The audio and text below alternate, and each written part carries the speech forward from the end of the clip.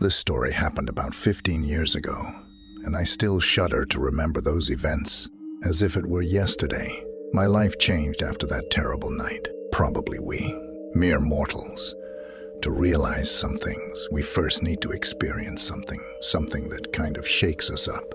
Only after such an experience, we wake up and begin to think differently.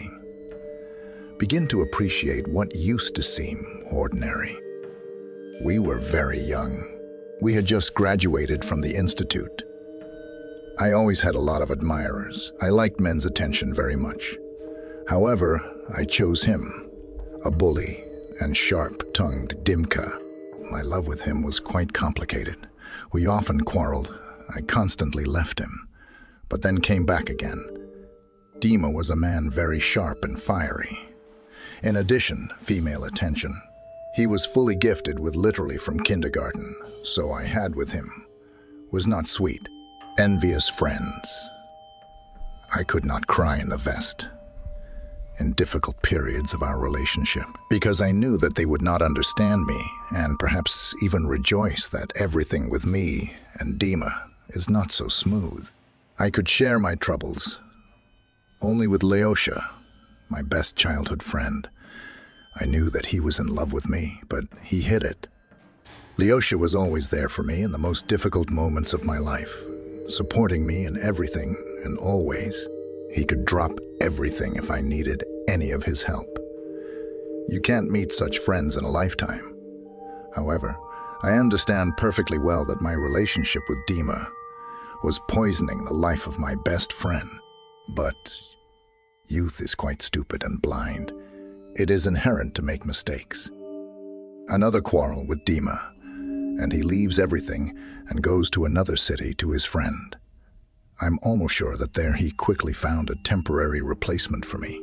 I ran to Leosha in tears and upset feelings, who, of course, did not turn away from me. To distract me, he called me to the nature with his friends, to relax. I agreed. The weather was wonderful. We looked for a place to stop for a long time. In the end, we chose a small clearing, which we came through the forest. Not far away, we could see a small abandoned village. We were laughing, talking about everything. I was really distracted from my problems. It was easy and good. The company gathered soulful. Leosha from me not a step away. Sometimes it seemed to me that I was making a huge mistake, rejecting such a man. But then I remembered about Dima. I loved him after all. Or maybe I was just sick of him. I don't know how to call it right. I still don't understand myself in those years. It got dark. We were going home. Everyone had already left. Only Leosha and I were left. While we were putting things away in his car, we chatted a little, laughed. It was already dark when we started to drive. The light of headlights illuminated our way. It was already cool enough that I turned on the heater in the car. The bumpy road went straight through the forest, past an abandoned village. It was no longer visible in the darkness of the night. When we entered the forest, about 300 meters away, there he was. It all happened in an instant. Just someone out of nowhere, right in our path. All I could see was crazy, bloodshot eyes, staring straight at us in some tattered clothes. Leosha sharply hit the brakes, and at that moment, someone immediately tore off into the dark forest thicket with some terrible mad laughter. We were both terrified, unable to catch our breath from fear. Who it was or what it was, I didn't realize, but I was very scared. I offered to get away from here sooner. I don't know exactly how much further we traveled, but the forest seemed endless. By my calculations, we should have reached the highway a long time ago, but for some reason it wasn't even visible. At some point, the car stopped abruptly and did not want to go any further. Leosha fell into a stupor. Before leaving, he checked the car. There were no problems. What happened? We went out. I shone a flashlight, and Leosha was digging under the hood in search of problems. But everything was normal. It was already quite cold. Even steam was coming out of my mouth. Leosha waved his hands. It was a completely incomprehensible situation. Suddenly, we heard the branches crunching. I sharply turned around and shone a flashlight into the forest thicket. No one. I shone it left and right. Only trees and bushes. Silence. Suddenly, something flashed in the foliage that had been quietly lurking all this time. Everything shook and rustled for a moment, and I almost dropped the flashlight from my hands in fear. In the total darkness of the forest, someone was clearly there. And it was as if he was playing with us. Leosha grabbed me and put me in the car. He sat in the driver's seat and closed everything so that no one could get in. I was shaking with fear. Every now and then, I heard echoes of that creepy, crazy laughter, as if it were everywhere, from all sides at once. Leosha kept turning his head, hoping to catch a glimpse of the one who was mocking us so cruelly. The light in the car went out abruptly. The flashlight in my hand went out just as hopelessly. Tears ran down my cheeks. Leosha ineffectively continued to start the car. I could see how nervous he was. Someone began to rock us. Everything started to move. Who could swing a heavy car so easily? We couldn't even scream. It was so scary. There was not a soul around. Almost nothing to see. Total darkness. And in this darkness, there was something that obviously wanted to get to us. The banging on the doors started, but there was no one in sight. It was just something drumming on the car doors with such force that it drowned out everything around it. Leosha pulled me against him. I think he was scared too. But he didn't show it. It seemed to me that it was all a dream, a long and terrible nightmare. That creepy laughter that turned to screaming as he circled the car, rocking it and drumming on it with terrible force. Then it stopped abruptly.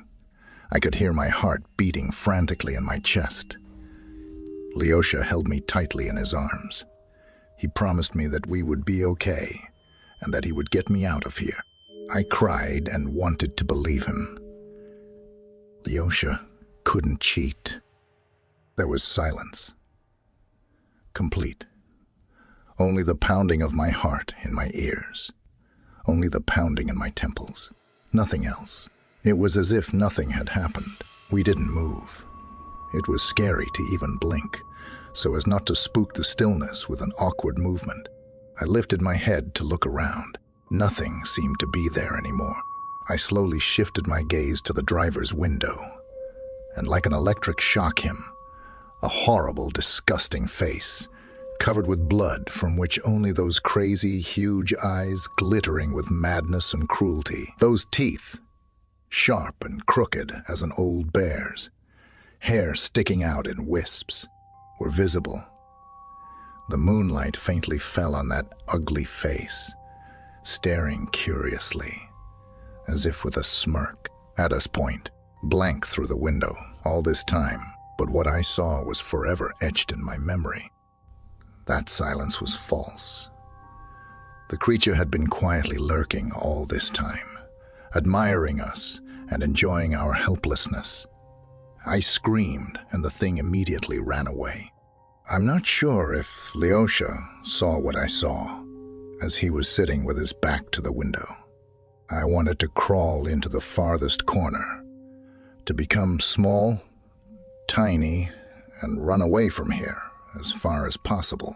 Leosha abruptly grabbed a large hunting knife from his bag in the back seat and jumped out of the car.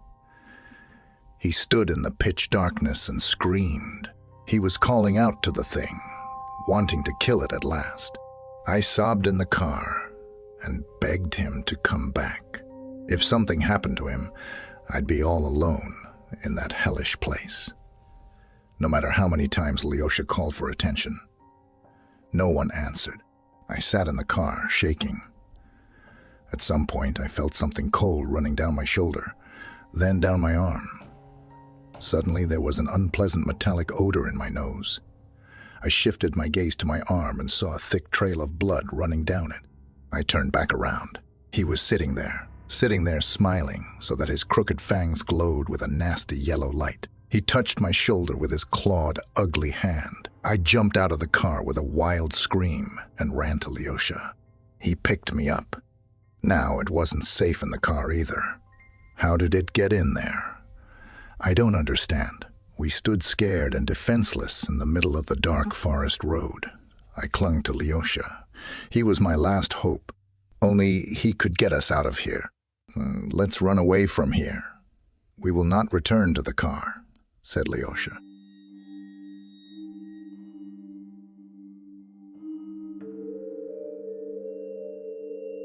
We rushed down the road. We ran with our last strength. The moon illuminated almost nothing. From behind the fluffy treetops, its light faintly penetrated to the ground. It was cold and insanely scary. I could smell it everywhere. I could hear the ghastly laughter in my ears, and the strong odor of blood still lingered in my nose. I was sick with the sensation and the fear. I felt like we'd been running forever. Time stretched like rubber, and there was no end in sight to our torment. I was ready to collapse on the road. Lyosha picked me up every now and then. He was almost dragging me on his back. It seemed to me that everything around me was a dream. There was even some sense of loss of time, the viscosity of reality. I can't put into words what it felt like. It came back completely out of the blue. I don't know where it's been all this time. I guess it was useless to run. The creature jumped out of the bushes and fell on Lyosha, his knife flying out of his hands. I fell to the ground and hit my head, so hard that my ears were ringing. I was lying there and saw Lyosha trying to hit this thing, which was looming over him and waving its long, crooked paws. It kept laughing, screaming, shrieking. I tried to get up, but my whole body was pierced by a terrible pain. All my muscles cramped. This vile creature pinned Lyosha to the ground with its paws, pressed and held. They looked at each other point, blank, and only blood dripped from above on Lyosha. He was lying there like a stump. I don't know why. Maybe the thing was so strong, or maybe he was bewitched. I grabbed a rock and threw it at our pursuer. With a pig-like squeal, he rushed back into the darkness. Lyosha lay on the ground without moving. I saw his big, frightened eyes. With difficulty getting up, I immediately ran to him. I held out my hand. He stood up and I realized he'd seen something terrible in that thing's eyes. We shouldn't have come here. This is a foreign land. I'm sorry, only Lyosha said. I tried for a long time to find out what he meant by saying that this is a foreign land, but my friend did not want to say anything more. Insanely tired, exhausted, dusty, we walked for a long time, just walking forward on this endless road. Our legs were dragging like rags. I didn't care anymore. If that thing jumped out at us again, I probably wouldn't run anymore. I'd rather die than keep hiding, keep fighting. Lyosha just kept walking in silence, clutching my hand tightly. I think for him, too. The moment had come when he no longer cared about anything, when his own life was a burden. It seemed like an eternity to me. We reached the small village at dawn. On the way, I saw the gleam of mad eyes in the bushes and heard that awful laugh, but the thing never dared to attack us again. I didn't know why it left us alone all of a sudden. Maybe it was afraid of the dawn. I don't know. We knocked on the first house, exhausted and beaten. An old woman, very nice, looking, opened the door. She gasped when she saw us and immediately let us in. We told her everything, explained where our car was. We needed a phone. While Lyosha went to call someone, this grandmother told me that we had chosen a bad place to rest. There was an abandoned village near the clearing where we were camping. It was once a village of sorcerers, a very old and black magic soaked place. Around this village, there was constant misfortune. People were often sick and dying. For this reason, the villagers from all the neighboring villages decided to lynch and burn the sorcerers like witches on the bonfires. It was a long time ago. Then nobody would have been seriously punished for it. No one knew. The village was far away from the larger settlements.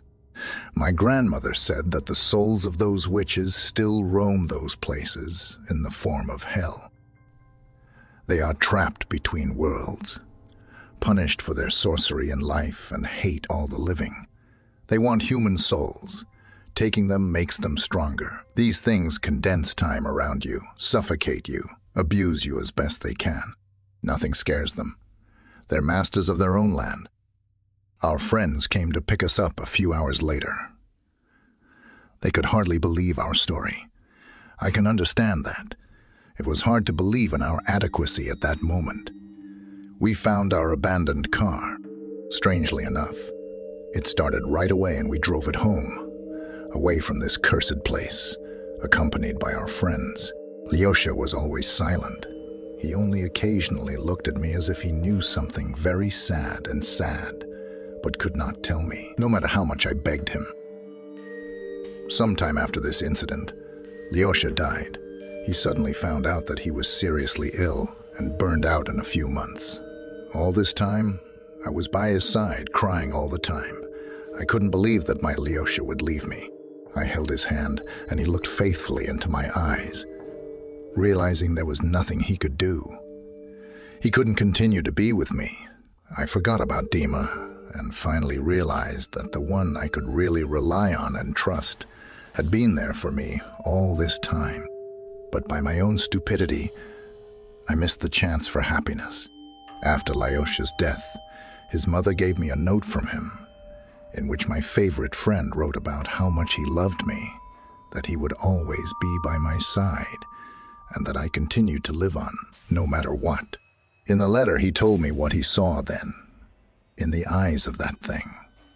He saw his death. He literally felt his soul moving inexorably towards the black abyss, into which it was being pulled by our stalker. Mentally, this creature offered Lyosha to take my soul. Then he would be free. But Lyosha refused and saw his death. When the creature fled, the vision stopped instantly. But now my friend knew that he was doomed. That's why this evil spirit never touched us again. The rest of the way, he got what he wanted. There are some things we must realize only after a certain shaking. It's a pity that the most important things come to us when everything is lost, and nothing can be changed. It's been almost 15 years, and I still hate myself for losing my happiness. I still love him, and I feel like he's really always there for me.